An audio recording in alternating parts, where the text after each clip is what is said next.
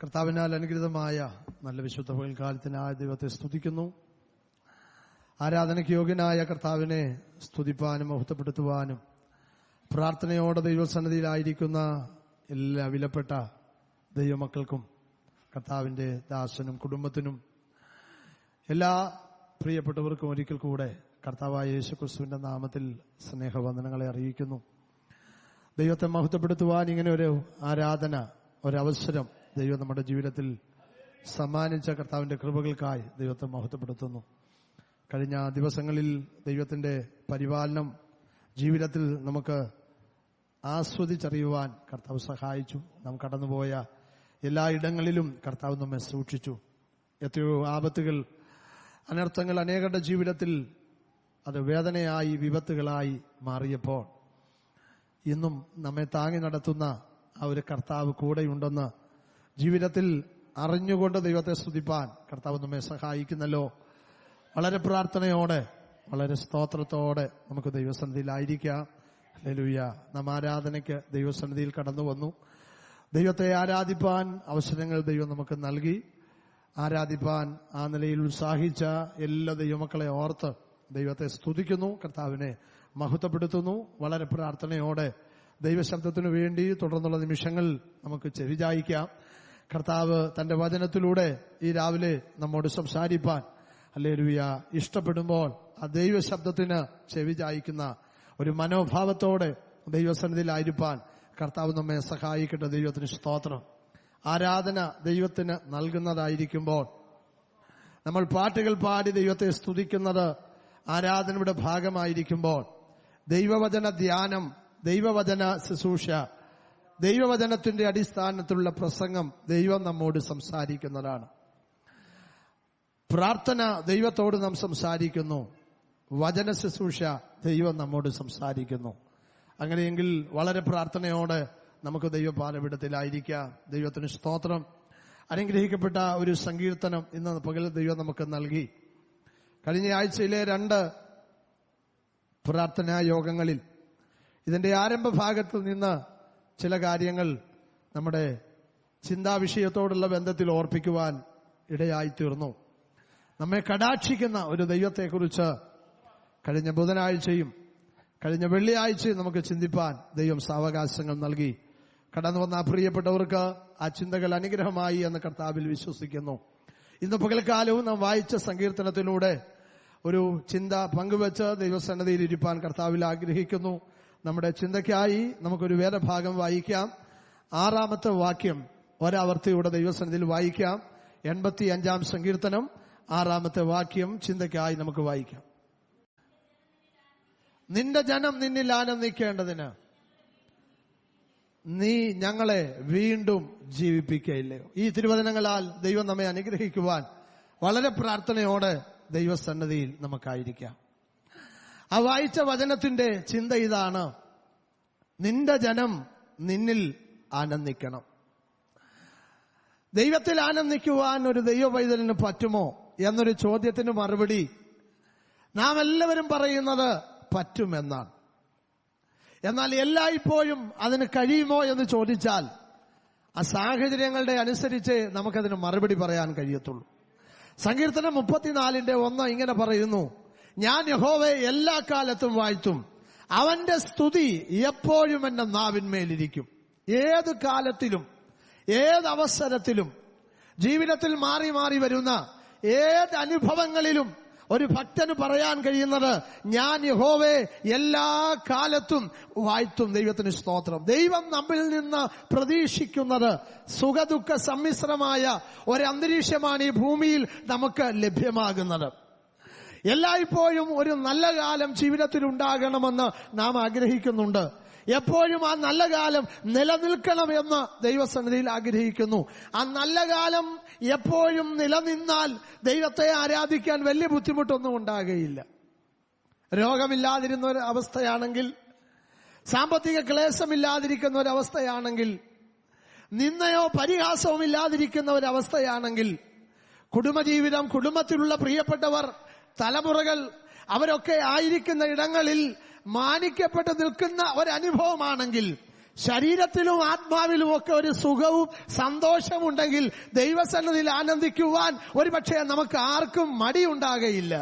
എന്നാൽ ഇന്ന് പകൽക്കാലം എന്റെ ചിന്തയുടെ പ്രമേയം ഇതാണ്: ജീവിതത്തിന്റെ എല്ലാ അവസരങ്ങളിലും ദൈവസന്നിധിയിൽ ആനന്ദിക്കുവാനായി കഴിയുന്ന ഒരു വ്യക്തിയായിരിക്കണം ഒരു ദൈവ പൈതൽ എന്നുള്ളത് ദൈവവചനം നമ്മെ പഠിപ്പിക്കുന്നു. ദൈവത്തിന് സ്തോത്രം.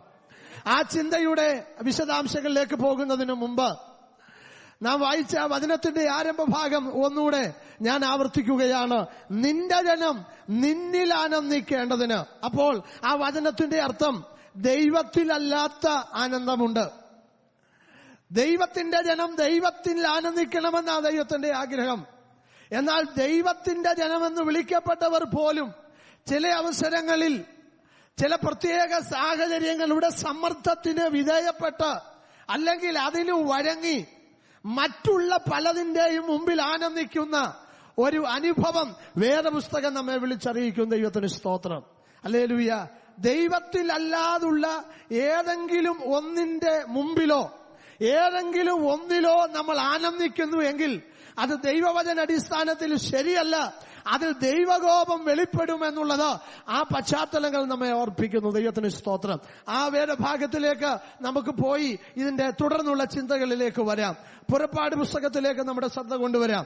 അതിന്റെ 32 അധ്യായത്തിൽ നിന്ന് ചില വാക്യങ്ങൾ നമുക്ക് വായിക്കാം. 17 മുതലുള്ള വേദഭാഗങ്ങൾ വായിക്കും. ജനം ആർത്തുവിളിക്കുന്ന ഘോഷം യോശുവ കേട്ടപ്പോൾ അവൻ മോശയോട്, പാളയത്തിൽ യുദ്ധഘോഷമുണ്ട് എന്ന് പറഞ്ഞു. അടുത്തത് ജയിച്ചാർക്കുന്നവരുടെ ഘോഷമല്ല, തോറ്റു നിലവിളിക്കുന്നവരുടെ നിലവിളിയുമല്ല, പ്രതിഗാനം ചെയ്യുന്നവരുടെ ഘോഷമത്രേ ഞാൻ കേൾക്കുന്നത് എന്ന് പറഞ്ഞു. പശ്ചാത്തലം നമുക്കറിയാം. കൽപ്പന വാങ്ങുവാൻ ദൈവത്തിന്റെ ആലോചന പ്രകാരം പർവ്വതത്തിന്റെ മുകളിലേക്ക് കയറിപ്പോയ മോശ ദൈവത്തിൽ നിന്ന് കൽപ്പനകളൊക്കെ വാങ്ങി പർവ്വതത്തിൽ നിന്ന് താഴേക്ക് ഇറങ്ങി വരുമ്പോൾ യോശുവ തന്നോട് പറയുകയാണ്, പാളയത്തിൽ യുദ്ധഘോഷമുണ്ട്. വല്ലാത്ത ഒരു ശബ്ദം കേട്ട് കഴിഞ്ഞപ്പോൾ അത് യുദ്ധത്തിന്റെ ആരവമാണെന്ന് തെറ്റിദ്ധരിച്ചതായ യോശുവ മോശയോട് പറയുന്നു, പാളയത്തിൽ കേൾക്കുന്ന ശബ്ദം യുദ്ധത്തിന്റെ ഘോഷമാണ്. എന്നാൽ മോശ തന്നോട് മറുപടി പറയുന്ന ഭാഗമാണ് നമ്മളോട് വായിച്ചത്. യുദ്ധത്തിന്റെ ഘോഷമല്ല നീ അവിടെ കേട്ടത്, മറിച്ച് പ്രതിഗാനം ചെയ്യുന്നവരുടെ ശബ്ദമാണ് അവിടെ കാണുവാൻ കേൾക്കുവാൻ കഴിഞ്ഞത്. മോശ ഇറങ്ങി വന്നപ്പോൾ കണ്ട കാഴ്ച കാളക്കുട്ടിയെ ഉണ്ടാക്കി അതിന്റെ മുമ്പിൽ നൃത്തം ചെയ്യുന്ന, അതിന്റെ മുമ്പിൽ ആനന്ദിക്കുന്ന ഒരു കൂട്ടം ജനതയാണ് കാണുവാനിടയായത്. അവർ അവിശ്വാസികളല്ലെന്ന് ഓർക്കണം. ദൈവം ആരാണെന്ന് അറിഞ്ഞവരാണ്, ദൈവത്തിന്റെ അത്ഭുതം കണ്ടവരാണ്, ദൈവത്താൽ വിളിച്ചു വേർതിരിക്കപ്പെട്ടവരാണ്. വാഗ്ദത്ത കനാൻ നാട്ടിലേക്ക് മോശ എന്ന നേതാവിന്റെ നേതൃത്വത്തിൽ യാത്ര ആരംഭിച്ചിരിക്കുന്ന ഒരു ജനമാണ്. അവർ ദൈവത്തിന്റെ മക്കളാണ്. ഇപ്പോൾ അവരുടെ ആനന്ദം ദൈവത്തിലല്ല. അവർ ദൈവത്തിൽ നിന്ന് മനസ്സുകൊണ്ട് അകന്നു, ശരീരം കൊണ്ട് ദൈവത്തിന്റെ സന്നിധിയിൽ നിന്ന് അവരകന്നു. ദൈവമല്ലാത്തവയുടെ മുമ്പിൽ അല്ലെ, ദൈവമെന്ന് അതിനെ വിളിച്ചുകൊണ്ട് അതിന്റെ മുമ്പിൽ ആരാധിക്കുന്ന അല്ലെങ്കിൽ ആനന്ദിക്കുന്ന, അഴിഞ്ഞാടുന്ന ഒരു ഇസ്രായേൽ ജനത്തെയാണ് ഇവിടെ കാണാൻ കഴിയുന്നത്. മഹാപുരോഹിതനായിരിക്കുന്ന അല്ലെങ്കിൽ പുരോഹിതനായിരിക്കുന്ന അഹരോനാണ് അതിനുവേണ്ടി അവർക്ക് പ്രോത്സാഹനം നൽകിയത് എന്നുള്ള ഒരു ഭാഗം ഉണ്ടെങ്കിലും ദൈവമക്കളെ ഒരു കാര്യം മറക്കരുത്. ആര് പ്രോത്സാഹിപ്പിച്ചാലും ഹൃദയത്തിനകത്ത് ആരെ ആരാധിക്കണമെന്നൊരു നിർണയം പ്രാപിച്ച ദൈവവൈതൽ ആ കാഴ്ചപ്പാടിനനുസരിച്ച് വേണം ദൈവത്തെ ആരാധിക്കുവാൻ. ഒരുപക്ഷെ അല്ലെങ്കിൽ മുൻനിരയിൽ നിൽക്കുന്നവരോ അല്ലെങ്കിൽ കൈത്താങ്ങൽ തരുന്നവരോ കാഴ്ചപ്പാട് നഷ്ടപ്പെട്ടവരായി മാറുമ്പോൾ അതിനോടൊത്ത് ഒഴുകുന്നവരായിരിക്കരുത്. ദൈവത്തിന്റെ കൃപ പ്രാപിച്ച ജനം, വെളിപ്പാട് പ്രാപിച്ച ദൈവജനം ആരെ ആരാധിക്കണമെന്ന് ദൈവത്തിന്റെ വചനത്തിലൂടെ ഹൃദയത്തിൽ ലഭിച്ചതായ ആ ദൈവിക ആലോചനയ്ക്ക് അനുസരിച്ച് വേണം നാം നിലനിൽക്കേണ്ടതും മുന്നോട്ട് പോകേണ്ടതും. ഭൂരിപക്ഷം അങ്ങനെ ആയതുകൊണ്ട് ഞാനും അങ്ങനെയായി. ഞങ്ങളെ നടത്തിയവരങ്ങനെ ആയതുകൊണ്ട് ഞാനും അങ്ങനെയായി, ഞങ്ങളെ വിളിച്ചു വേർതിരിച്ചവരങ്ങനെ ആയതുകൊണ്ട് ഞാനും അങ്ങനായി എന്ന് പറയാനായിട്ട് ഒരിക്കലും നമുക്ക് പാടില്ല. ഹല്ലേലൂയ. ദൈവം നമുക്ക് കൽപ്പിച്ചു തന്ന ഒരു പ്രമാണമുണ്ട്. ദൈവം നമുക്ക് മനസ്സാക്ഷിയിൽ എഴുതി തന്ന ഒരു പ്രമാണമുണ്ട്. ദൈവത്തിന് സ്തോത്രം. ദൈവം ആരാണെന്നും ആ ദൈവത്തെ എങ്ങനെ ഭയപ്പെടണമെന്നും ദൈവത്തെ എങ്ങനെ ആരാധിക്കണമെന്നും ദൈവം നമ്മോട് പറഞ്ഞ ആ പ്രമാണത്തിൽ നിന്ന് വ്യതിചലിച്ചുള്ള ഒരാരാധനയും ദൈവം ഒരിക്കലും പ്രസാദിക്കുന്നില്ല. കാളക്കുട്ടിയെ വാർത്തുണ്ടാക്കിയ പശ്ചാത്തലം നമുക്കറിയാം. ഞങ്ങളുടെ മുമ്പിൽ നടക്കുവാൻ ഒരു ദൈവത്തെ ഞങ്ങൾക്കുണ്ടാക്കി തരണമെന്നുള്ള ജനത്തിന്റെ ആവശ്യത്തിന്റെ മുമ്പിൽ അവരുടെ ആഭരണങ്ങളൊക്കെ വാങ്ങി അതിനെ തീയിലിട്ട് കൊത്തുളി കൊണ്ട് അതിന് ഭാഷ വരുത്തി ഒരു കാളക്കുട്ടിയെ മെനഞ്ഞെടുത്തു. കാളക്കുട്ടിയെ ജനത്തിന്റെ മുമ്പിലേക്ക് നൽകിക്കൊണ്ട് അഹരോൻ ഇങ്ങനെ പറഞ്ഞു, ഇസ്രായേലേ, നിന്നെ നടത്തിക്കൊണ്ടുവന്ന ദൈവം ഇതാണ്. ദൈവത്തിന് സ്തോത്രം. നടത്തിക്കൊണ്ടുവന്ന ദൈവം ഒരു കാളക്കുട്ടിയാണോ? നടത്തിക്കൊണ്ടുവന്നതായ ദൈവം ഒരു നാലുകാലിൽ നടക്കുന്നവനാണോ? മനുഷ്യ സാദൃശ്യത്തിലുള്ള ഒന്നിനോട് അതിനെ രൂപപ്പെടുത്താൻ കഴിയുമോ? റോമാലേഖനം പറയുന്നു, അവർ അക്ഷയനായ ദൈവത്തിന്റെ തേജസ്സിനെ ക്ഷയമുള്ള മനുഷ്യൻ, മൃഗജാതി, നാൽക്കാലി എന്നിവയുടെ ഇവയുടെ രൂപസാദൃശ്യങ്ങളായി മാറ്റി.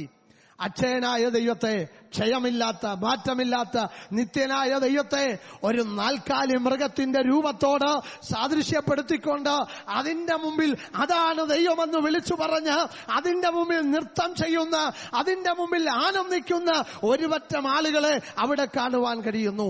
കാഴ്ചപ്പാട് മങ്ങിപ്പോയാൽ ആരെയും ആരാധിക്കും, ആരുടെയും മുമ്പിൽ നമസ്കരിക്കുവാൻ ഒരു മടിയുമില്ലാത്തവരായി മാറും. എന്നെ കേൾക്കുന്ന വാത്സല്യ ദൈവമക്കളെ ഞാൻ ഓർപ്പിക്കട്ടെ, ഇന്നത്തെ അനുഭവത്തിൽ ദൈവത്തെ ആരാധിക്കുവാൻ ലഭിച്ചതായ കാഴ്ചപ്പാട് അനുസരിച്ചാണ് നാം ദൈവത്തെ ആരാധിച്ച് മുന്നോട്ട് പോകുന്നത്. എന്നാൽ നാളെയുടെ അനുഭവങ്ങളിൽ ഒരുപക്ഷെ നാം ആദരിക്കുന്നവരോ ബഹുമാനിക്കുന്നവരോ ആ ആരാധനയ്ക്ക് വിരുദ്ധമായി മറ്റൊരു നിലപാടുകൾ സ്വീകരിച്ചാൽ മാറിപ്പോകുന്നതാകരുത് ആരാധന. അതിനോടൊത്ത് യോജിക്കുന്നതാകരുത് ആരാധന. അവരോട് കൂട്ടുചേരുന്നതായ ഒരു മനോഭാവം നമുക്കുണ്ടാകരുത്. നമ്മെ വിളിച്ചതൊരു നേതാവല്ല, നമ്മെ വിളിച്ചതൊരു സംഘടനയല്ല, നമ്മെ വിളിച്ചത് സ്വർഗത്തിലെ ദൈവമാണ്. ആ ദൈവിക വിളി വ്യക്തിപരമാ. ദൈവത്തിന് സ്തോത്രം. ഹല്ലേലൂയ. മോശയല്ല അവരെ വിളിച്ചത്, അഹരോനല്ല അവരെ വിളിച്ചത്, പ്രവാചകിയായ മിരിയാമല്ല അവരെ വിളിച്ചത്. അവരെ വിളിച്ചിറക്കിയത് ദൈവമാ. കനാൻ നാട് തരാമെന്ന് പറഞ്ഞത് ദൈവമാ. അവിടേക്ക് കൊണ്ടുപോകാമെന്ന് പറഞ്ഞത് ദൈവമാ. അവരുടെ മുമ്പിൽ അത്ഭുതങ്ങൾ ചെയ്തത് ദൈവമാണ്. ചെങ്കടലിനെ വറ്റിച്ചത് ദൈവമാണ്. മാറായിലെ വെള്ളത്തിന്റെ കയ്പ് മാറ്റിയത് ദൈവമാണ്. അവരാഗ്രഹിച്ചതൊക്കെ അവർക്ക് കൊടുത്തത് പകൽ മേഘസ്തംഭം കൊണ്ടും രാത്രി അഗ്നിസ്തംഭം കൊണ്ടും ദൈവമാണ് അവരെ നടത്തിയെങ്കിൽ,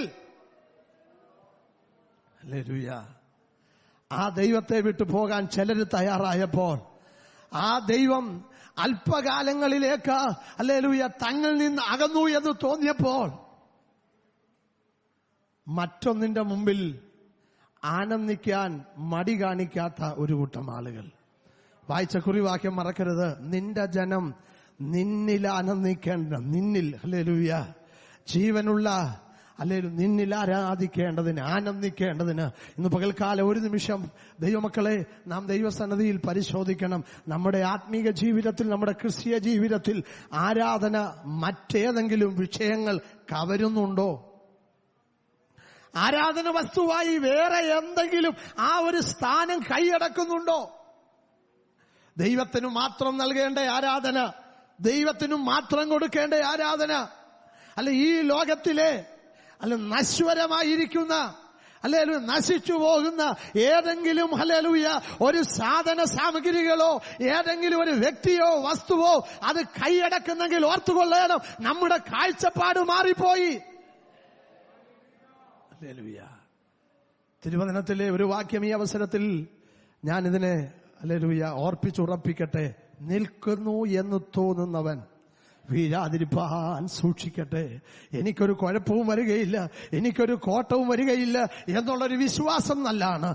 എന്നാൽ അതൊരു അഹന്തയുടെ ചിന്തയായി അതൊരിക്കലും മാറരുത്. ആർക്കും എന്നെ കുലുക്കാൻ കഴിയുകയില്ല, ആർക്കും എന്നെ തകർക്കാൻ കഴിയത്തില്ല എന്നുള്ള ദൈവത്തിലുള്ള വിശ്വാസം അത് ഏറ്റവും നല്ലതാണ്. എന്നാൽ അത് ജീവിതത്തിൽ ഹല്ലേലൂയ അതൊരു അഹങ്കാരമായി മാറിപ്പോയാൽ ഓർത്തുകൊള്ളേണം, ഹല്ലേലൂയ നമ്മുടെ ജീവിതത്തിൽ നാം അറിയാതെ നാം നിബന്ധിക്കേണ്ടി വരും. പർവ്വതത്തിലേക്ക് കയറിപ്പോകുന്ന മോശ ഒരിക്കലും തീരുമാനിച്ചില്ല തന്റെ സഹോദരനായ അഹരോൻ ഇങ്ങനെ ജനത്തെ കെട്ടഴിച്ചു വിടുമെന്ന് ഒരിക്കലും ചിന്തിച്ചില്ല. യോശുവയ്ക്ക് അങ്ങനെ ഒരു ചിന്തയുണ്ടായിരുന്നില്ല. ഹല്ലേലൂയ. ഈ ജനം ഈ നിലയിലുള്ള ഒരാരാധനയ്ക്ക് കൈയടിക്കുമെന്ന്, ആ ആരാധനയുടെ പിന്നിൽ അണിനിരക്കുമെന്ന് മോശ ഒരിക്കലും ചിന്തിച്ചില്ല. അപ്രതീക്ഷിതമായത് പലതും സംഭവിച്ചത്.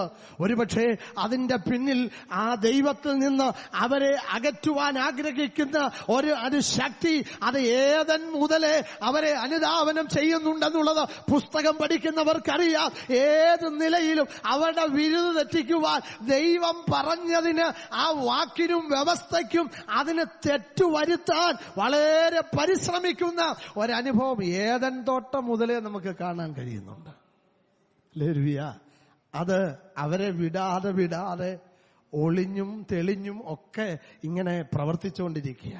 ആ ശക്തി ഇന്നും ദൈവമക്കളെ നമ്മോട് ജീവിതത്തോടുള്ള ബന്ധത്തിലും അതിങ്ങനെ പ്രവർത്തിപ്പാൻ ആഗ്രഹിച്ചു നിൽക്കുക. പലപ്പോഴും നമ്മളത് തിരിച്ചറിയുന്നില്ല, പലപ്പോഴും നമ്മളത് മനസ്സിലാക്കുന്നില്ല. ഹല്ലേലൂയ ആദിയിൽ ആദാമിനെ ചതിച്ച ആ പിശാച് ഇസ്രായേൽ ജനത്തിന്റെ ആരാധനയിൽ നിന്ന് അവരെ വഴിതെറ്റിച്ച ഈ ഒരു അനുഭവം ഇന്നും നമ്മുടെ ജീവിതത്തിൽ യഥാർത്ഥ ആരാധനയിൽ യഥാർത്ഥ ബഹുമാനം കൊടുക്കേണ്ടവന് കൊടുക്കാൻ കഴിയാതെ മറ്റൊരു നിലയിൽ നമ്മെ ആക്കുന്നെങ്കിൽ ഓർത്തുകൊള്ളണം, നമ്മുടെ കാഴ്ചപ്പാടിന് എവിടോ മങ്ങല് സംഭവിച്ചിട്ടുണ്ട്. ഒരു കാലത്തൊക്കെ നമ്മൾ നന്നായി ദൈവത്തെ ആരാധിച്ചവരാ, ദൈവത്തെ സ്തുതിച്ചവരാ. ദൈവത്തിന് സ്തോത്രം. ഹല്ലേലൂയ. ഞാൻ പലപ്പോഴും ഇങ്ങനെ ഓർക്കാറുണ്ട്, ചില പ്രത്യേക സമയങ്ങളിലോ ചില പ്രത്യേക ഇടങ്ങളിലോ ഹല്ലേലൂയ നമ്മുടെ ആരാധനകൾക്കൊക്കെ വ്യത്യാസം വരാറുണ്ട്. അല്ലെങ്കിൽ ഞാൻ പലപ്പോഴും പറയാൻ ഇഷ്ടപ്പെടുന്ന ഒരു കാര്യം, ആരാധന ഒരിക്കലും നമ്മുടെ മാനസിക നിലയിൽ, ഒന്നുകൂടെ പറഞ്ഞാൽ അല്ലെങ്കിൽ നമ്മൾ പറയാറുണ്ടല്ലോ ഇന്നെനിക്ക് മൂഡില്ലെന്ന് പറയും. ആരാധന നമ്മുടെ മൂഡനുസരിച്ചാകരുത്. ഹല്ലേലൂയ. നമ്മുടെ സന്തോഷത്തിനും ദുഃഖത്തിനും അധിഷ്ഠിതമാകരുത് ആരാധന. സ്ഥലപരിമിതികൾക്കനുസരിച്ചും ആയിരിക്കരുത് ആരാധന. ചിലപ്പോൾ ചിലയിടത്ത് നമ്മൾ ആരാധിക്കും, ചിലയിടത്ത് നമ്മൾ ആരാധിക്കത്തില്ല. ഹല്ലേലൂയ. ചില വ്യക്തികൾ അടുത്തുണ്ടെങ്കിൽ നമ്മൾ ആരാധിക്കും, ചില വ്യക്തികൾ അടുത്തില്ലെങ്കിൽ നമുക്ക് ആരാധന വരത്തില്ല. ചില പ്രത്യേക വ്യക്തികൾ ഹല്ലേലൂയ ശുശ്രൂഷിക്കുമ്പോൾ നമ്മൾ ആരാധിക്കും. ഹല്ലേലൂയ. ഒരു നമ്മിൽ ഉൾപ്പെടാത്ത വേറൊരു വ്യക്തി ഇന്ന് പകൽക്കാലം ഇവിടെ വന്ന് പ്രസംഗിക്കുകയാണെന്നിരിക്കട്ടെ. അദ്ദേഹം ഒരു വലിയ ശുശ്രൂഷകൾ ചെയ്യുന്ന ഒരു വ്യക്തിയാണെങ്കിൽ ഒരുപക്ഷെ ഇപ്പോൾ ചലിക്കാത്ത ഈ ആരാധന തുടങ്ങി ആരംഭത്തിലെ ഏതാണ്ട് 1.5 മണിക്കൂർ കഴിഞ്ഞ ഈ സമയത്തും ഇതുവരെ ചലിക്കാത്ത പ്രിയപ്പെട്ടവരൊക്കെ ആ സമയത്ത് ചലിക്കും. ഞാനത് കണ്ടിട്ടുണ്ട്, അതുകൊണ്ടാണ് പറഞ്ഞത്. അങ്ങനെയെങ്കിൽ എന്റെ ഒരു ചോദ്യം, അത് ആരെ കാണിക്കാനാ? മനുഷ്യനെ കാണിക്കാനല്ലേ? ഹല്ലേലൂയ. ഞാൻ ആരാധിക്കുന്നവനാണെന്ന് ആ വ്യക്തിയെ കാണിക്കാൻ വേണ്ടിയല്ലേ ആ സമയത്ത് കൈയടിക്കുന്നതോ അല്ലെങ്കിൽ ഹല്ലേലൂയ പറയുന്നതോ? എന്നാൽ അങ്ങനെ ഒരു അനുഭവത്തിലല്ല.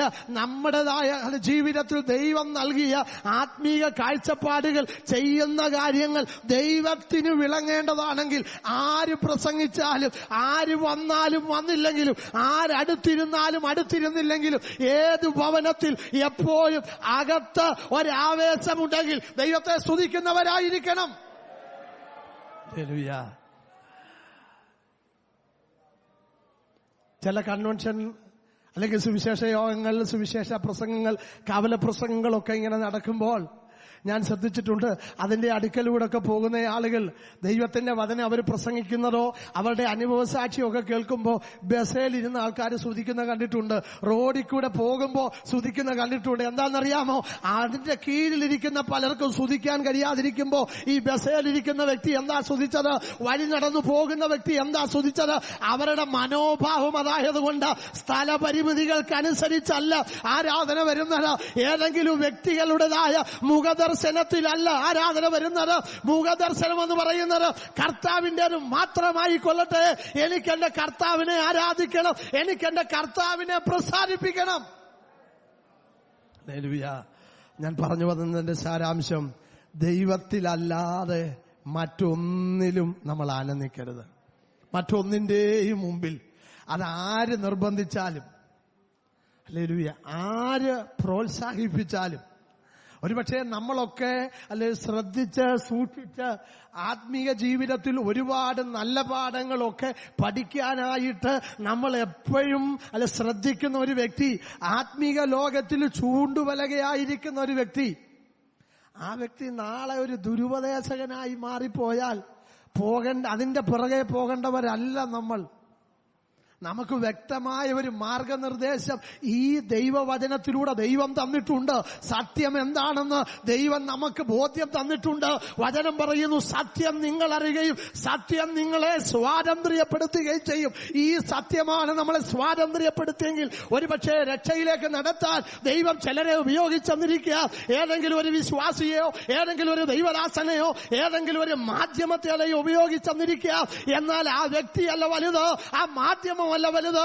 അവരിലൂടെ വ്യാപരിച്ച ദൈവത്തിന്റെ ആത്മാവും ആ ആത്മാവിനെ നൽകിയ ദൈവമാണ് വലിയത്. ഹല്ലേലൂയ. ഈ ആരാധനയുടെ ഒടുവിൽ നടന്ന റിസൾട്ട് നമുക്കറിയാമല്ലോ. ഇങ്ങനെ ഇരിക്കുന്ന ഈ അവസ്ഥയിൽ കൽപ്പലകളൊക്കെ എറിഞ്ഞ് തകർത്ത് മോശ ഇങ്ങനെ പറഞ്ഞു, യഹോവയുടെ പക്ഷത്തുള്ളവൻ എന്റെ അടുക്കൽ മാറി നിൽക്കട്ടെ. ലേവ്യ ഗോത്രം മാറി നിന്നു. അവിടെ വലിയൊരു ഛേദമുണ്ടായി എന്നുള്ളത് നമ്മൾ വായിക്കുന്നു. ഹല്ലേലൂയ. ദൈവമക്കളെ, ആരാധനയുടെ ഒടുവിൽ, ആരാധനയുടെ അന്ത്യത്തിൽ ഒരു ഛേദമാണ് അവിടെ സംഭവിച്ചതെങ്കിൽ ഓർത്തുകൊള്ളണം, അതിൽ വ്യാപരിച്ചത് ഒരു ദൈവത്തിന്റെ കരമല്ല. ഹല്ലേലൂയ. ആരാധനയ്ക്കൊടുവിൽ സങ്കടമല്ല വെളിപ്പെടുന്നത്.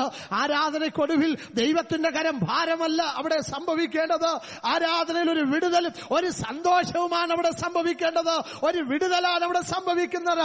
വലിയ നാശമാണ് അവിടെ ഉണ്ടായത്. ദൈവത്തിന് സ്തോത്രം. അതുകൊണ്ട് തന്നെ നാം മനസ്സിലാക്കേണ്ട ഒരു കാര്യം, ആ ആരാധന ശരിയല്ലായിരുന്നു, ആ ആനന്ദം ശരിയല്ലായിരുന്നു. ദൈവത്തിൽ അല്ലാതെ ഇന്നും ആരിലെങ്കിലും നാം ആനന്ദിക്കാൻ തയ്യാറായാൽ അതിന് കൂട്ടുനിൽക്കുന്നവനല്ല ദൈവം.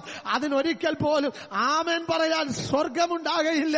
അതിനൊരിക്കൽ പോലും അനുഗ്രഹം തരാൻ കർത്താവ് പ്രസാദിക്കയില്ല എന്നുള്ള കാര്യം മറന്നു പോകരുത്. എന്റെ അടുത്ത ചിന്തയിലേക്ക് ഞാൻ പ്രവേശിക്കട്ടെ. നിന്റെ ജനം നിന്നിൽ ആനന്ദിക്കേണ്ടതിന് നീ ഞങ്ങളെ വീണ്ടും ജീവിപ്പിക്കുകയല്ലോ. ഞാൻ പറഞ്ഞല്ലോ, ജീവിതത്തിന്റെ ഏത് അവസ്ഥയിലും ഏത് നിലയിലും ആരാധിക്കുന്ന ആനന്ദിക്കുന്ന ഒരു വ്യക്തിയായിരിക്കണം ഭക്തൻ. ഒന്നുകൂടെ ഇറങ്ങി പറയട്ടെ, രോഗമുള്ളപ്പോഴും രോഗമില്ലാത്തപ്പോഴും, ജോലിയുള്ളപ്പോഴും ജോലി ഇല്ലാത്തപ്പോഴും, ഹല്ലേലൂയ, ജീവിതത്തിൽ സന്തോഷമുള്ളപ്പോഴും സന്തോഷമില്ലാത്തപ്പോഴും, ഹല്ലേലൂയ, എല്ലാവരും അനുകൂലമായുള്ളപ്പോഴും എല്ലാം പ്രതികൂലമായുള്ളപ്പോഴും, ആ അവസരത്തിൽ ഹല്ലേലൂയ നമ്മുടെ ആരാധനയ്ക്കൊരു മാറ്റം വരരുത്. അതിന് തെളിവായി വചനത്തിൽ നിന്നൊരു ചിന്ത ഞാൻ വീണ്ടും കൊണ്ടുവരട്ടെ. ഒരു വാക്യം ഞാൻ ഓർപ്പിക്കാം. ഹബക്കുക്കിന്റെ പ്രവചനത്തിലേക്ക് വരാം. അതിന്റെ 3-ാമത്തെ അധ്യായം, അതിന്റെ 17 മുതലുള്ള വാക്യം, 17-18 വാക്യങ്ങൾ വായിക്കാം. ഹബക്കുക്കിന്റെ പുസ്തകം 3-ാം അധ്യായം, അതിന്റെ 17-18 വാക്യങ്ങൾ. അത്തിവൃക്ഷം തണുക്കയില്ല, മുന്തിരിവള്ളിയിൽ അനുഭവം ഉണ്ടാകയില്ല, ഒലിവ് മരത്തിന്റെ പ്രയത്നം നിഷ്ഫലമായി പോകും, നിലങ്ങൾ ആഹാരം വിളയിക്കയില്ല, ആട്ടിൻകൂട്ടം തൊഴുത്തിൽ നിന്ന് നശിച്ചു പോകും, ഗോശാലയിൽ കന്നുകാലി ഉണ്ടായിരിക്കയില്ല. ഇതൊക്കെ ഇത്രയും കാര്യങ്ങൾ ഒരു നെഗറ്റീവ് സൈഡാ. ഇന്ന് ഇതൊക്കെ ഞാൻ അനുഭവിച്ചുകൊണ്ടിരിക്കുന്നു. ഇന്ന് ഇതൊക്കെ എന്റെ ജീവിതത്തിൽ എനിക്ക് സന്തോഷം തരുന്നു. ഇതൊക്കെ എന്റെ ജീവിതത്തിൽ അനുകൂലമായിരിക്കുമ്പോ എത്ര നല്ലവൻ മതിയായവൻ എന്ന് പാടാൻ വലിയ ബുദ്ധിമുട്ടില്ല. ഹല്ലേലൂയ. എന്നാൽ അടുത്ത വാചകം ശ്രദ്ധിച്ചേ. ഇതൊന്നും ഇല്ലാതിരിക്കുമ്പോഴും എങ്കിലും ഞാൻ യഹോവയിൽ ആനന്ദിക്കും. ഹല്ലേലൂയ. ഈ അനുഭവങ്ങൾ ഒന്നുമില്ലാതിരിക്കുമ്പോൾ അത്തിവൃക്ഷം തളിർക്കയില്ല. ദൈവത്തിന് സ്തോത്രം. ഹല്ലേലൂയ. അതിന് പല അർത്ഥങ്ങളാണുള്ളത്. അല്ലെ, രാഷ്ട്രീയപരമായിട്ടുള്ള അനുഭവങ്ങൾക്ക് ഒരു വലിയ എതിർപ്പുകൾ ഉണ്ടാകുമ്പോൾ, അല്ലെങ്കിൽ രാഷ്ട്രത്തിന്റെ സ്ഥിതി, രാഷ്ട്രീയത്തിന്റെ സ്ഥിതി അതൊക്കെ വളരെ എതിരായി മാറുമ്പോൾ, എന്ന് പറഞ്ഞാൽ ഒരുപക്ഷെ ആരാധനയ്ക്കെതിരായി രാഷ്ട്രീയ സ്ഥിതിഗതികൾ മുന്നോട്ട് നീങ്ങുമ്പോൾ, ഹല്ലേലൂയ, ഇത്രയും ജനലുകളൊക്കെ തുറന്നിട്ട്, ഇത്രയും വാതിലുകളൊക്കെ തുറന്നിട്ട്, ഇത്രയും ശബ്ദത്തിൽ ദൈവത്തെ ആരാധിക്കാൻ ഒരു തടസ്സവും ഇല്ലാതിരിക്കുമ്പോൾ, ഇതിന്റെ വിലയോ നിലയോ നമുക്ക് ഇന്നറിയാത്തത് കൊണ്ട് ഹല്ലേലൂയ വേണ്ടതുപോലെ ആരാധിപ്പാൻ കഴിയുന്നില്ല എന്നൊരു പോരായ്മ അതിനകത്തുണ്ട്. എന്നാൽ വിദേശത്തു നിന്നൊക്കെ കടന്നു വരുന്ന സഹോദരങ്ങളോടൊക്കെ ചോദിച്ചാൽ അവർ പറയുന്ന ഒരു കാര്യമുണ്ട്. ശബ്ദമെടുത്ത് ആരാധിക്കണം അകത്ത് ഒരാഗ്രഹമുണ്ടെങ്കിലും അവർക്ക് ലഭിച്ചിരിക്കുന്ന ഒരു നിർദ്ദേശമുണ്ട്. ഒത്തിരി ശബ്ദം ഉണ്ടാകരുത്. പ്രത്യേകിച്ച് സൗദി പോലുള്ള സ്ഥലങ്ങളിൽ ഇന്ന് ഒരുപക്ഷെ എതിർപ്പുകൾ കുറവാണ്. എന്നാൽ മുൻകാലങ്ങളിൽ അല്പശബ്ദം ഉയർന്നു വന്നാൽ അത് അധികാരികൾ അറിഞ്ഞാൽ വലിയ പ്രശ്നമാണ്. അതുകൊണ്ട് ആരാധനയ്ക്ക് ഒരു വീട്ടിൽ നിന്ന് 4 പേരുണ്ടെങ്കിൽ അവര് 4 പേരും 4 സമയത്താ വരുന്നത്, 4 വഴിക്കൂടാ വരുന്നത്. ആരുടെയും കയ്യിൽ പുസ്തകമില്ല. ദൈവത്തിന് സ്തോത്രം.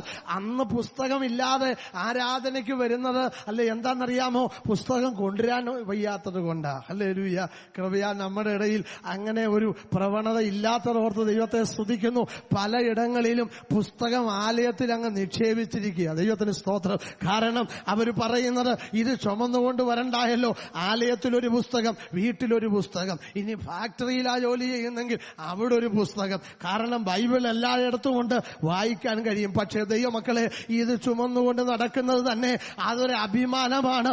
എത്ര നാളത് അനുവദനീയമാണെന്ന് പറയാൻ പറ്റുകയില്ല. ഹല്ലേലൂയ.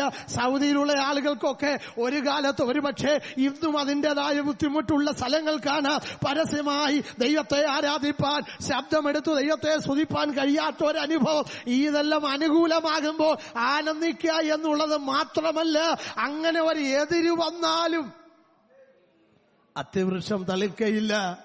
ആ രാഷ്ട്രീയ സ്ഥിതികൾ ഒരുപക്ഷെ വിരോധമായി മാറിയാലും ഞാൻ എന്റെ ദൈവത്തിൽ ആനന്ദിക്കും. ദൈവത്തിന് സ്തോത്രം. അനുകൂല പരിതസ്ഥിതിയിൽ മാത്രമല്ല, സാഹചര്യങ്ങൾ പ്രതികൂലമാകുമ്പോഴും എന്റെ ദൈവത്തിലുള്ള ആനന്ദം, എന്റെ ദൈവത്തിലുള്ള ആരാധന, ദൈവത്തിലുള്ളതായ അർപ്പണ വിശ്വാസത്തിന് ഒരു കുറവ് ഞാൻ സംഭവിക്കാൻ അനുവദിക്കുകയില്ല.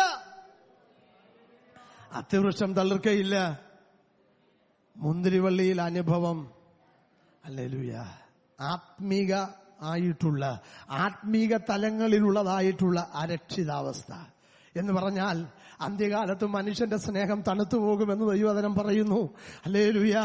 ആരാധകരെക്കാൾ കൂടുതൽ ആരാധിക്കാത്തവരുടെ എണ്ണം കൂടുമ്പോൾ, ഹല്ലേലൂയ, ദൈവത്തിൽ വിശ്വാസമുള്ളവരെക്കാൾ കൂടുതൽ വിശ്വാസം കുറഞ്ഞവരുടെ എണ്ണം കൂടുമ്പോൾ, സങ്കീർത്തനം 12 ആരംഭം പറയുന്നത് പോലെ, യഹോവേ രക്ഷിക്കണമേ.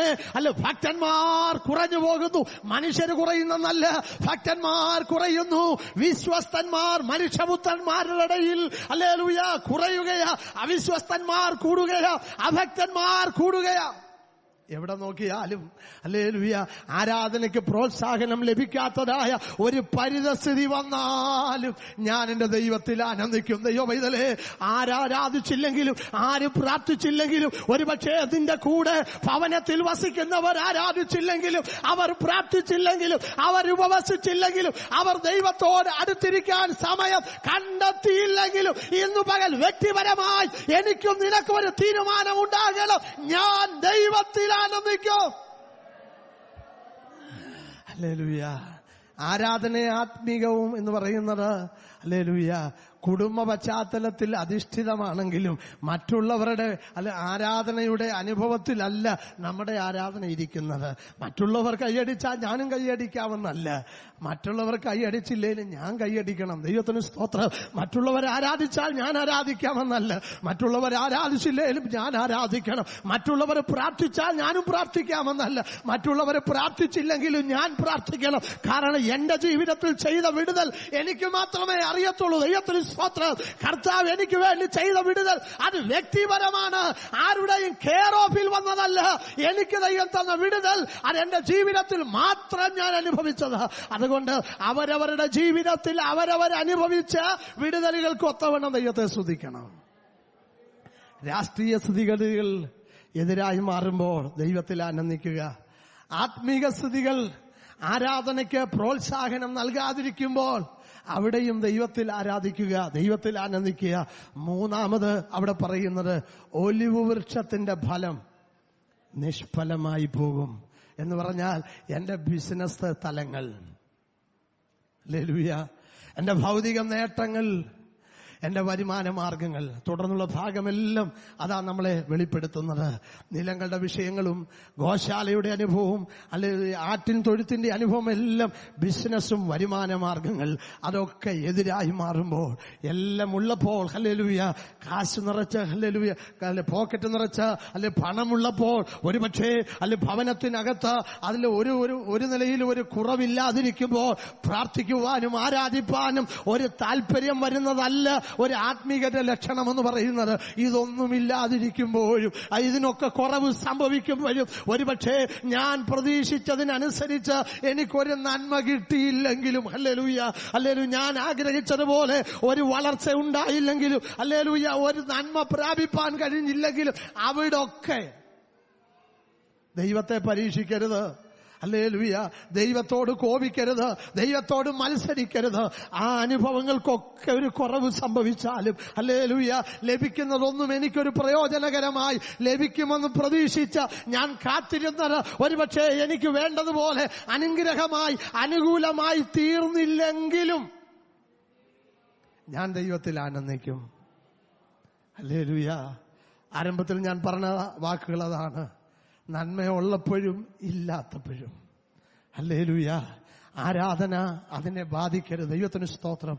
ആ വിഷയങ്ങളൊന്നും നമ്മുടെ ആരാധനയെ ബാധിക്കരുത്. ഹല്ലേലൂയ. പണ്ടുള്ള നമ്മുടെ പൂർവ്വപിതാക്കന്മാരോട് ചോദിച്ചാൽ അവരൊന്നുമില്ലാതിരുന്ന കാലയളവിലല്ലേ ആരാധനയ്ക്ക് വേണ്ടി ഹല്ലേലൂയ ചങ്കൂറ്റത്തോടെ ഇറങ്ങിത്തിരിച്ചത്. ഒരു നല്ല ഭവനങ്ങളിൽ അവർക്കില്ലായിരുന്നു, ഒരു നല്ല വസ്ത്രം അവർക്കില്ലായിരുന്നു, യാത്ര ചെയ്യാൻ ഒരു സൈക്കിൾ പോലും ഇല്ലാതിരുന്ന ഒരു കാലയളവുണ്ട്. അന്ന് അതൊന്നുമില്ലാതിരുന്ന കാലയളവിൽ അവർക്ക് നല്ല ആരാധനയുണ്ടായിരുന്നു. ഇന്ന് നമ്മെ ത്തോളം അവരുടെ മക്കളോ കൊച്ചുമക്കളുടെ മക്കളോ ഒക്കെ ആയിരിക്കുന്ന ഈ തലമുറയിലെത്തിയിരിക്കുന്ന ഞാൻ ഉൾപ്പെടെ ദൈവസന്നിധിയിലായിരിക്കുന്ന ദൈവമക്കളെ, നമ്മുടെ പിതാക്കന്മാർ കണ്ടിട്ടില്ലാത്ത പലതും ദൈവം നമുക്ക് തന്നു.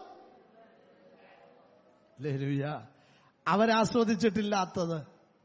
അതുകൊണ്ടാണ് മന്നയെക്കുറിച്ച് വേദപുസ്തകം പറയും, നിന്റെ പിതാക്കന്മാർ അറിയാത്ത മന്ന കൊണ്ട് ഹല്ലേലൂയ, ഹല്ലേലൂയ, വിശ്വസ്തയോടെ ദൈവത്തെ സേവിച്ചതായ പിതാക്കന്മാർക്ക് പോലും കിട്ടാത്ത പലതും ഇന്നത്തെ തലമുറയിലെത്തിയിരിക്കുന്ന എനിക്കും നിങ്ങൾക്കും ദൈവം തന്നില്ലേ? അങ്ങനെയെങ്കിൽ ദൈവമൈതലേ, തന്നവൻ ഒരു പക്ഷേ അതിനെ തിരികെ എടുത്താലും, അതിനൊരു കുറവ് സംഭവിച്ചാലും, അതിനൊരു മാറ്റം സംഭവിച്ചാലും ആരാധന കുറയരുത്, ആനന്ദം കുറയരുത്, കർത്താവിനുള്ള ആശ്രയം വിട്ടുപോകരുത്. ഹല്ലേലൂയ. അതുകൊണ്ട് ആ ദൈവത്തിന്റെ ദാസനായ യോബ് പറഞ്ഞത്, അവൻ എന്നെ കൊന്നാലും ഞാൻ അവനായി കാത്തിരിക്കും. അതെന്റെ തീരുമാനമാണ്. ഹല്ലേലൂയ. ഇനി എന്നെ വിളിച്ചു വേർതിരിച്ച ദൈവം, എന്നെ ഞാനാക്കി മാറ്റി ഇത്രത്തോളം അനുഗ്രഹിച്ച ദൈവം നാളെ ഇനിയും എന്നെ അങ്ങ് കൊന്നുകളയുക. ആ കൊല്ലുക എന്നുള്ളതായ ആ ഒരു പദം ഒരുപക്ഷെ ഒരു അല്പം കട്ടിയായിട്ട് നമുക്ക് തോന്നും. ഹല്ലേലൂയ. എന്റെ മരണം ദൈവഹിതമാണെങ്കിൽ അതിനും എനിക്ക് ഭയമില്ല.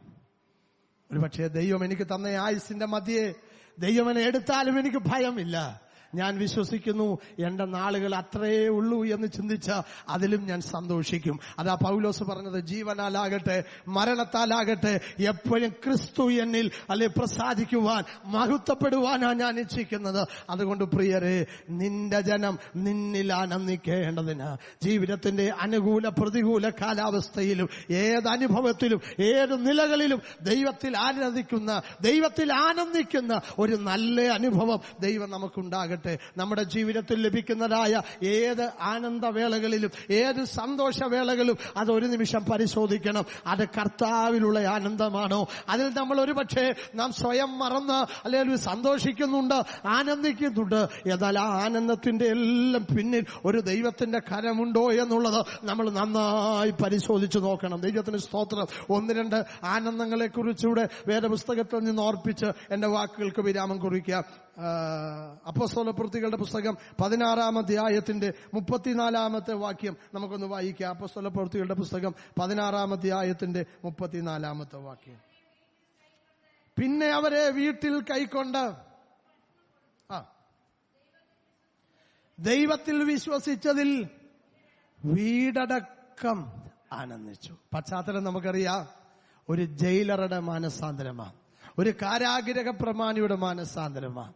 പൗലോസിനെയും ശീലാസിനെയും ചില പ്രത്യേക വിഷയത്തിന്റെ മുമ്പിൽ അവർ വളരെ മർദ്ദിച്ച്, വളരെ അവരെ മാനസികമായി പീഡിപ്പിച്ച് അകത്തെ തടവിലിട്ടിങ്ങനെ അവരെ കാവൽ ചെയ്തുകൊണ്ടിരിക്കുക.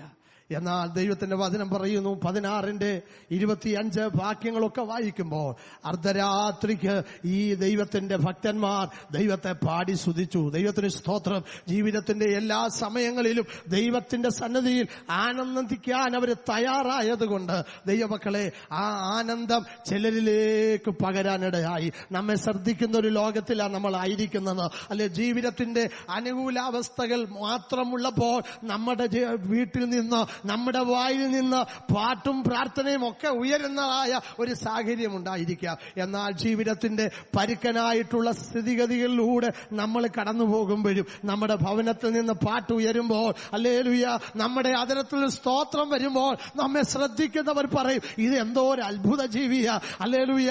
ഒരുപക്ഷെ അവർ അടുത്തു വന്ന് നമ്മോട് ചോദിക്കും, ഇത്രയൊക്കെ പ്രതികൂലങ്ങൾ വന്നിട്ടു, ഇത്രയൊക്കെ ഭാരങ്ങൾ വന്നിട്ടു, എങ്ങനെയാ ദൈവത്തിന്റെ സന്നിധിയിൽ നിങ്ങൾക്ക് പാടാൻ കഴിയുന്നത്?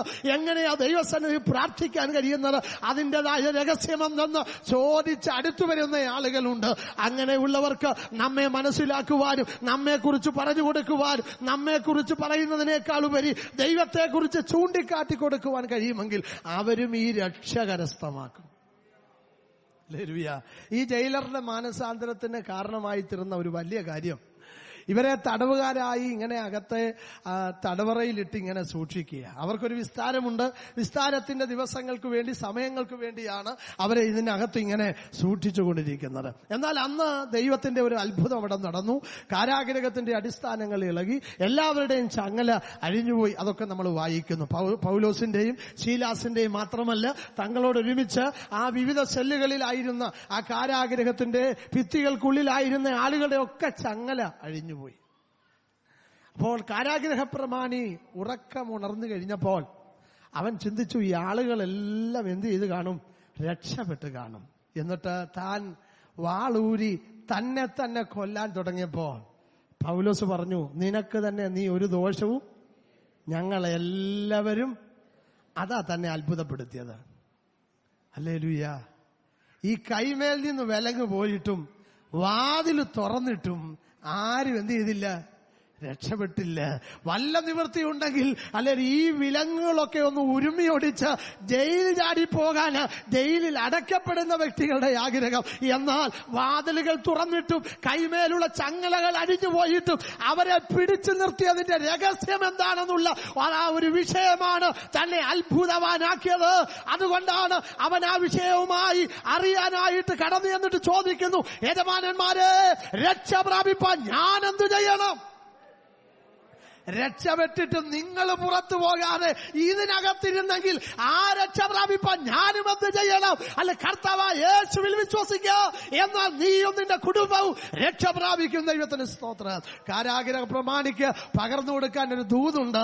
വിലങ്ങുകൾ, ഹല്ലേലൂയ, നഷ്ടപ്പെട്ടിട്ടും വിലങ്ങുകൾ അഴിഞ്ഞിട്ടും വാതിലുകൾ തുറന്നിട്ടും ഞങ്ങൾ രക്ഷപ്പെട്ടു പോകാഞ്ഞതിന്റെ കാരണം ഞങ്ങളുടെ അകത്തൊരു ദൈവകൃപ വ്യാപരിക്കുന്നുണ്ട്, ഒരു ദൈവസ്നേഹം ഞങ്ങളെ പിടിച്ചു നിർത്തുന്നുണ്ട്. മാത്രമല്ല, ഈ കൈമേൽ നിന്ന് ചങ്ങല അടിഞ്ഞു വീണു. ഇവരിങ്ങനെ പാടി ആരാധിക്കുന്ന അവസരത്തിൽ അവിടെ എഴുതിയിരിക്കുന്നൊരു വാക്യമുണ്ട്, എല്ലാവരും ശ്രദ്ധിച്ചുകൊണ്ടിരുന്നു. അപ്പോ ഇവരിങ്ങനെ പാടി ആരാധിച്ചുകൊണ്ടിരുന്നപ്പോൾ എല്ലാവരും ശ്രദ്ധിച്ചുകൊണ്ടിരുന്നു. അപ്പൊ എന്റെ ഒരു ചിന്ത, ഒരു പക്ഷേ പരസ്പരം കാണാൻ ചിലപ്പോൾ പറ്റുമായിരിക്കാം, പല മുറികളിലാണെങ്കിൽ പോലും. അപ്പോൾ ഈ മറ്റുള്ളവരൊക്കെ ശ്രദ്ധിച്ചപ്പോൾ ഇവരുടെ കരങ്ങളിൽ ചങ്ങലയുണ്ട്, അത് അഴിഞ്ഞു വീണു.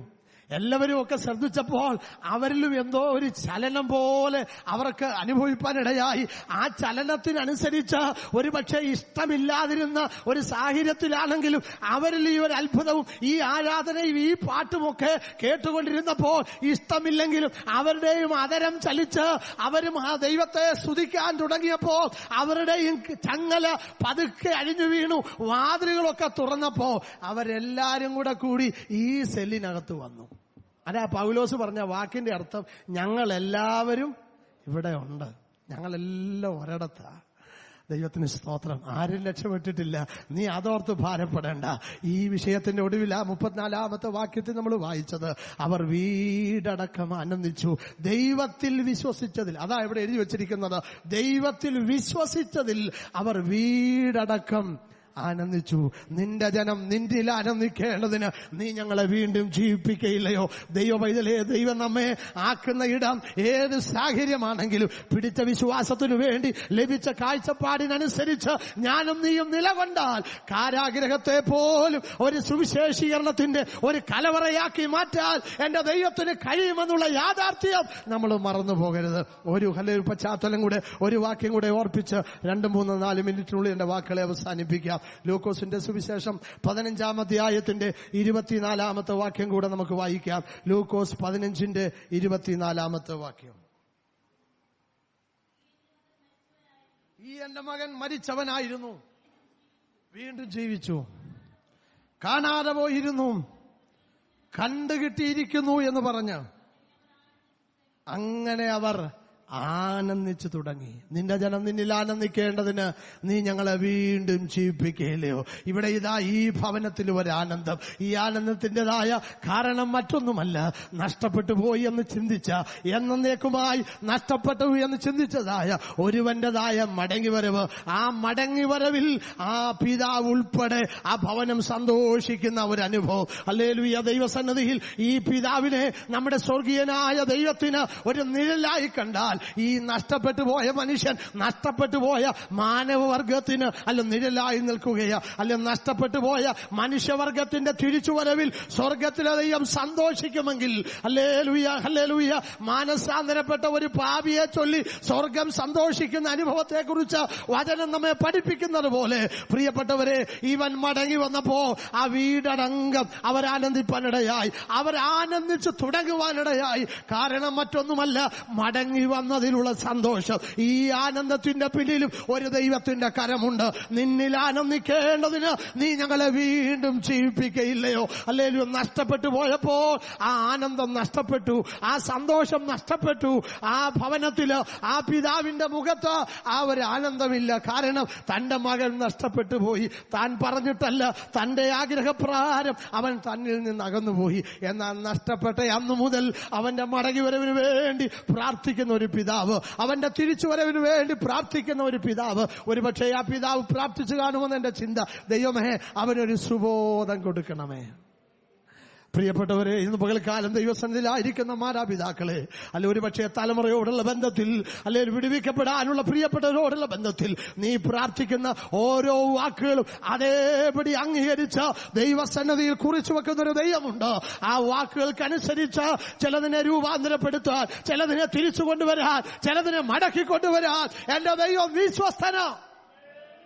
ആ പിതാവ് പ്രാർത്ഥിച്ചത് ഇങ്ങനെ ആയിരിക്കും: ദൈവമേ, ഒരു സുബോധം കൊടുത്ത് അവനെ മടക്കി വരുത്തണമേ. വചനഭാഗം അങ്ങനെയാണ് നമ്മെ പഠിപ്പിക്കുന്നത്. അവന് സുബോധം വന്നു. സുബോധം വന്നപ്പോൾ അവൻ അപ്പനെ കുറിച്ച് ഓർത്തു, അപ്പന്റെ ഭവനത്തെ കുറിച്ച് ഓർത്തു, അവിടെയുള്ള കൂലിക്കാരെ കുറിച്ച് ഓർത്തു, അവിടുത്തെ സാഹചര്യങ്ങളെ കുറിച്ച് ഓർത്തു. അങ്ങനെ പലതും ഓർത്തോർത്ത് ഒടുവിൽ താനൊരു തീരുമാനത്തിലെത്തി. ഞാൻ ഇനി ഇവിടെ ഇരിക്കയില്ല, ഞാൻ ഇവിടെ നിന്ന് എഴുന്നേൽക്കും, എന്റെ അപ്പന്റെ ഭവനത്തിലേക്ക് മടങ്ങിപ്പോകും. അങ്ങനെ തീരുമാനത്തിൽ ഉറച്ച, ഹല്ലേലൂയ, അപ്പനെ കാണുമ്പോൾ ചില വാക്കുകൾ പറയാനുള്ള ആ ഒരു വലിയ ഒരു തീരുമാനത്തോടെ, ആ ഒരു ചിന്തയോടെ അവൻ അപ്പന്റെ ഭവനത്തിലേക്ക് നടന്നെടുക്കുന്നു. അപ്പൻ അവനെ ദൂരവേ കണ്ട് ഓടിച്ചെന്ന് കെട്ടിപ്പിടിച്ച് അവനെ ചുംബനം ചെയ്തുകൊണ്ടിരിക്കുന്ന വേളയിൽ അവൻ അപ്പനോട് ഇങ്ങനെ പറഞ്ഞു: അപ്പാ, ഞാൻ സ്വർഗത്തോടും നിന്നോടും പാപം ചെയ്തിരിക്കുന്നു. വാസ്തവത്തിൽ പാപം ചെയ്തത് അവൻ അപ്പനോടാ. പക്ഷേ അവന്റെ ആ കാഴ്ചപ്പാട് ശരിയായപ്പോ, സുബോധം വന്നപ്പോ മനസ്സിലായി, ഞാൻ അപ്പനോട് മാത്രമല്ല സ്വർഗത്തോടും പാപം ചെയ്തു. ഇനിയും നിന്റെ മകൻ എന്ന പേരിന് ഞാൻ യോഗ്യനല്ല. കൂലിക്കാലൊരുവനെ പോലെ എന്നെ സ്വീകരിക്കണമേ. ആ മടങ്ങി വരവെങ്കിൽ അപ്പന് അത് സന്തോഷം തോന്നി, അപ്പന് ആനന്ദം തോന്നി. അപ്പൻ അത് കൽപ്പന കൊടുത്തു, ഈ ആനന്ദം അല്ലെ അല്പ വിശാലതയിൽ ആനന്ദിക്കുവാൻ, വലിയ ഉത്സവത്തിന്റെ തിമിർപ്പിൽ ആനന്ദിക്കുവാൻ വേണ്ട എല്ലാ ക്രമീകരണങ്ങളും ചെയ്തു. അവിടെയും ഒരാനന്ദം, നിന്റെ ജനം നിന്നിൽ ആനന്ദിക്കേണ്ടതിന്. മടങ്ങി വരവിലുള്ള ഒരു ആനന്ദം, മടങ്ങി വരവിലുള്ളൊരു സന്തോഷം. പ്രിയപ്പെട്ടവരെ, ഹല്ലേലൂയ, നമ്മുടെ പിതാവിൽ നിന്ന്, സ്വർഗീയ അപ്പനിൽ നിന്ന് അകന്നുപോയിരിക്കുന്ന ഏതെങ്കിലും അവസ്ഥയുണ്ടെങ്കിൽ, ശരീരം കൊണ്ട് നമ്മൾ അകന്നിട്ടില്ലെങ്കിലും മനസ്സുകൊണ്ട് അകന്നിട്ടുണ്ടെങ്കിൽ, ആരാധനയിൽ അകന്നിട്ടുണ്ടെങ്കിൽ, പ്രാർത്ഥനയിൽ അകന്നിട്ടുണ്ടെങ്കിൽ, കണ്ണുനീരിൽ ഉപവാസത്തിലും അകന്നിട്ടുണ്ടെങ്കിൽ, വചനധ്യാനത്തിൽ അകന്നുപോയിട്ടുണ്ടെങ്കിൽ, ഏതെങ്കിലും ആത്മീക വിഷയത്തിൽ ഹല്ലേലൂയ കർത്താവ് തന്ന നന്മകൾക്കനുസരിച്ച് ദൈവത്തെ മാനിക്കുന്നതിൽ അകന്നുപോയിട്ടുണ്ടെങ്കിൽ, ഇന്ന് പകൽക്കാലം ഒരു മടങ്ങി വരവിന് കർത്താവ് ആഹ്വാനം ചെയ്യുക. ഒരിക്കൽ കൂടെ ആ നഷ്ടപ്പെട്ട വ്യക്തിയോട് ചേർന്ന ഒരു ആനന്ദം ആ കർത്താവ് പ്രതീക്ഷിക്കുക. ഇന്ന് പകൽക്കാലം അതിനുവേണ്ടി ദൈവം നമ്മളെ ആഹ്വാനം ചെയ്യുന്നു. കണ്ണുകളെ ദൈവത്തിൽ അടയ്ക്കാം, തലകളെ വണക്കി ഒരു നിമിഷം നമുക്ക് ദൈവത്തോടെ പ്രാർത്ഥിക്കാം. നിന്റെ ജനം നിന്നിൽ ആനന്ദിക്കേണ്ടതിന് നീ ഞങ്ങളെ വീണ്ടും ജീവിപ്പിക്കുകയില്ലയോ? പ്രിയപ്പെട്ടവരെ, ദൈവത്തിലല്ലാത്ത ഒരു ആനന്ദം നമുക്ക് വേണ്ട. ദൈവത്തിലല്ലാത്ത ഒരു ആനന്ദം, അതിന്റെ പര്യവസാനം അത്ര സന്തോഷകരമല്ല. പുറപ്പാട് പുസ്തകത്തിലെ ചരിത്രം അത് നമ്മെ കേൾപ്പിക്കാനിടയായി. ശരിയായിട്ടുള്ളൊരു ആനന്ദം ക്രിസ്തുവിലാണ്. അത് സാഹചര്യങ്ങൾ അനുകൂലമാകുമ്പോൾ മാത്രമല്ല, സാഹചര്യങ്ങൾ എതിരായി തീരുമ്പോൾ, ഹല്ലേലൂയ, നാം ആയിരിക്കുന്ന രാജ്യത്തിന്റെ, നാം ആയിരിക്കുന്ന ദേശത്തിന്റെ രാഷ്ട്രീയ സ്ഥിതി എതിരായി മാറുമ്പോൾ, ആത്മീക ലോകത്തിന്റെ സ്ഥിതി എതിരായി മാറുമ്പോൾ, നമ്മുടെ സാമ്പത്തികമായ മേഖലകൾ എതിരായി മാറുമ്പോൾ, എല്ലാ പ്രതികൂലാവസ്ഥയിലും ദൈവത്തിലുള്ള ആനന്ദം കുറഞ്ഞു പോകാതെ ആ ഒരു ദൃഢ തീരുമാനത്തോടെ മുന്നോട്ട് പോകാൻ ദൈവകരങ്ങളിൽ ഏൽപ്പിക്കാം. കാരാഗ്രഹ പ്രമാണിയുടെ ഭവനം വീടടങ്കം ആനന്ദിച്ചതുപോലെ, ആ നഷ്ടപ്പെട്ടു പോയ ആ മകൻ മടങ്ങി വന്നപ്പോൾ ആ ഭവനം ആനന്ദിച്ചതുപോലെ, ആ ഒരു ആനന്ദം നമ്മുടെയും ഉള്ളത്തിൽ, നമ്മുടെയും ജീവിതത്തിൽ കർത്താവ് തരട്ടെ. ദൈവസന്നിധിയിൽ നമുക്ക് പ്രാർത്ഥിക്കാം. തീരുമാനത്തോടെ നമുക്ക് ദൈവസന്നിധിയിലായിരിക്കാം. കർത്താവെ, നിന്നിൽ ആനന്ദിപ്പാൻ എപ്പോഴും എനിക്ക് കൃപ തരണമേ. മാറി മാറി വരുന്ന ഏത് സാഹചര്യങ്ങളിലും കർത്താവെ, ആ നിലപാടിൽ ഉറച്ചു നിൽക്കുവാൻ എന്നെ സഹായിക്കണം. സ്വർഗീയ പിതാവേ, ഈ നല്ല പകലിനായി സ്തോത്രം.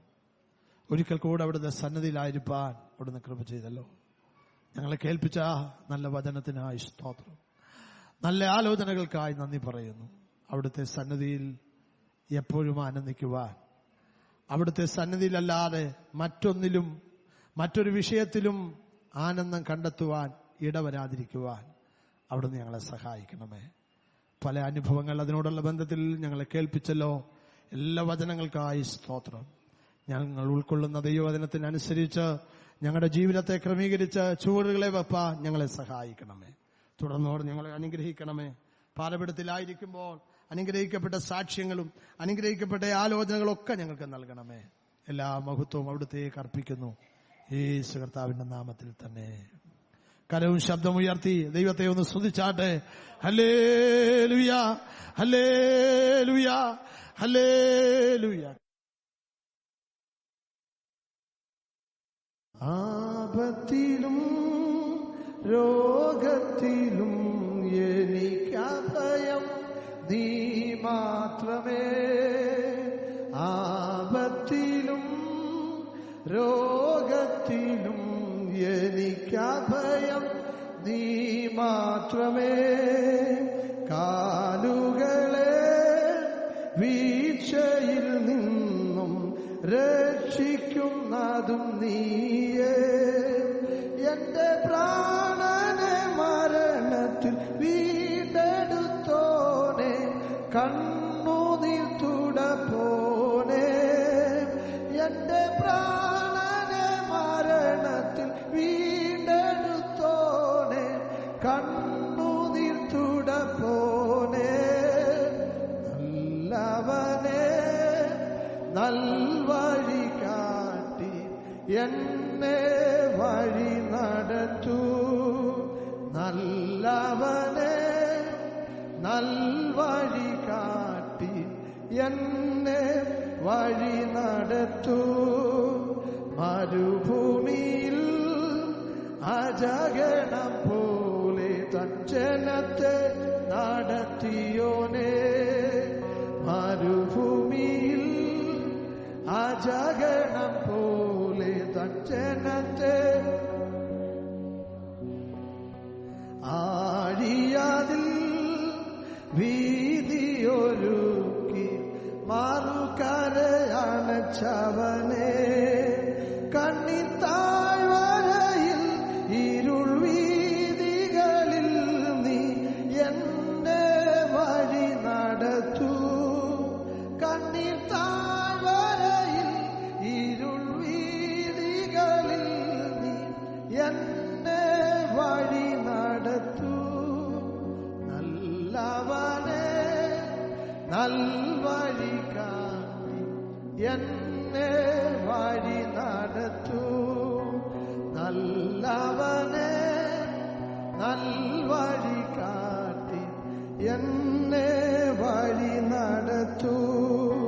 സ്നേഹമില്ല ദിടങ്ങളിൽ സ്നേഹം പകരാൻ മനസ്സു തരൂ. സ്നേഹമില്ല ദിടങ്ങളിൽ സ്നേഹം പകരാൻ മനസ്സു തരൂ. നിന്ദിതരെ പീഡിതരെ പരിപാലിപ്പാൻ കൃപ അരുളൂ. നിന്റെ കാലടിയിൽ പദമൂന്നി നടക്കാൻ എന്നെ അനുവദിക്കൂ. നിന്റെ കാലടിയിൽ പദമൂന്നി നടക്കാൻ എന്നെ അനുവദിക്കൂ. നല്ലവനെ നൽവഴി കാട്ടി എന്നെ വഴി നടത്തൂ. നല്ലവനെ നൽവഴി കാട്ടി ഞാനൊരുവൻ വഴിയം നരുളിയ രാജപുരോഹിതനെ. ഞാനൊരുവൻ വഴിയം നരുളിയ രാജപുരോഹിതനെ. കാൽവറിയിൽ സ്വർഗ കവാടം എനിക്കായി തുറന്നവനെ. നിന്നെ പോലെയായി തീരാൻ നിന്നിൽ വന്നണയാൻ എന്നെ അനുവദിക്കൂ. നിന്നെ പോലെയായി തീരാൻ നിന്നിൽ വന്നണയാൻ എന്നെ അനുവദിക്കൂ. നല്ലവനെ നൽവഴി കാട്ടി എന്നെ വഴി നടത്തൂ. നല്ലവനെ നൽവഴി കാട്ടി എന്നെ വഴി നടത്തൂ. നല്ലവനെ നൽവഴി കാട്ടി എന്നെ വഴി നടത്തൂ.